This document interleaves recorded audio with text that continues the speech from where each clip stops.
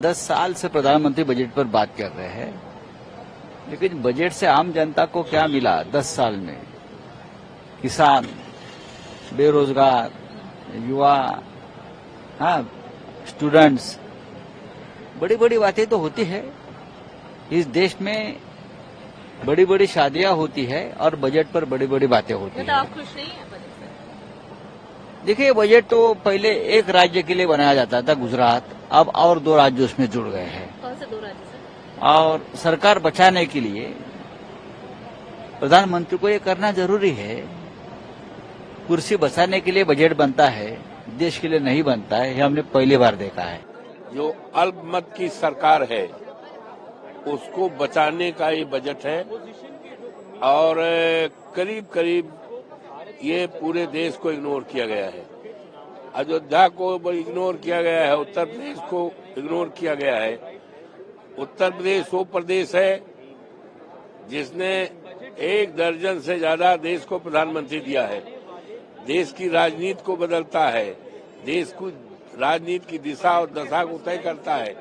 पूरी तरह से इग्नोर किया है और ये कुर्सी बचाने का बजट है। इसीलिए 2 स्टेट को प्राथमिकता दी गई है और पूरे देश को इग्नोर किया गया है। ये भारतीय जनता पार्टी के लिए महंगा पड़ेगा। खाली जो बजट था ये अलायंस पार्टनर्स को खुश करने के लिए बजट था। बार बार बहुत से स्टेट्स के लोग देखते रहे कि अब हमारे स्टेट की कोई अनाउंसमेंट होगी, कोई बड़ी राहत आम जनता को मिलेगी, आम गरीबों के लिए कुछ होगा, किसान की एमएसपी का कुछ होगा, कोई नई राहत देश के लोगों को मिलेगी। लेकिन ऐसा कुछ नहीं हुआ। जब हम पंजाब की बात करते हैं तो बार बार बिहार का नाम आया, बार बार आंध्र प्रदेश का नाम आया। हमें ऐसा महसूस हुआ कि ये पूरे का पूरा बजट केवल अलायंस पार्टनर को खुश करने के लिए रखा गया है, ताकि कहीं पलटू राम जी पलट ना जाए और सरकार गिर ना जाए। ये मत भूलिए कि पंजाब का सबसे बड़ा योगदान रहा इस देश की आजादी में।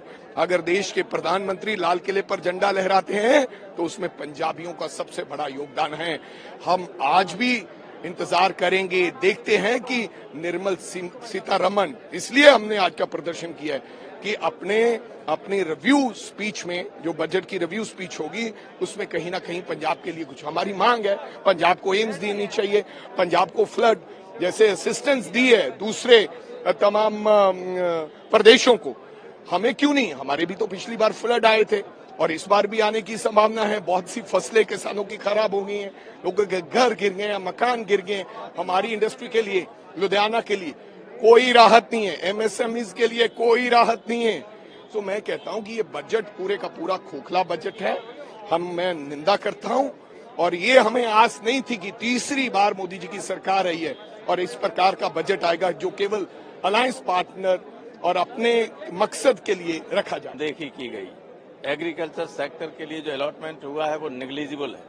बिहार और आंध्र प्रदेश के बारे में बार बार अनाउंसमेंट किए गए। अनाउंसमेंट वहाँ के नेताओं को सोचना चाहिए कि इतने बड़े राज्यों के लिए छोटी बहुत अनाउंसमेंट हुआ है, दैट इज इनसफिशिएंट। क्या यूपी को कुछ उम्मीदें थी? यूपी का के खरा उतर पाए? तो दुखद बात यह है कि यूपी का तो नाम ही नहीं लिया गया। यूपी को देने की तो बात छोड़िए, हिंदुस्तान के सबसे बड़े राज्य का पूरे 1.5 घंटे के भाषण में श्रीमती निर्मला सीतारमण ने नाम तक नहीं लिया। नाम देने की तो बात है। सरकार बचाओ बजट थी, इसमें केवल उन एलाइज पार्टियों के प्रदेशों को ज्यादा प्राथमिकता दी गई जिन लोगों ने इस सरकार को समर्थन देकर के सरकार बनाने में भूमिका अदा की।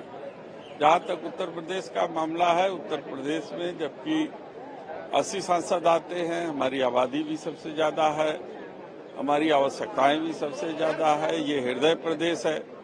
लेकिन बड़ी निराशा हुई कि उत्तर प्रदेश के बारे में बजट में जो स्थान मिलना चाहिए वो प्रावधान नहीं किया गया।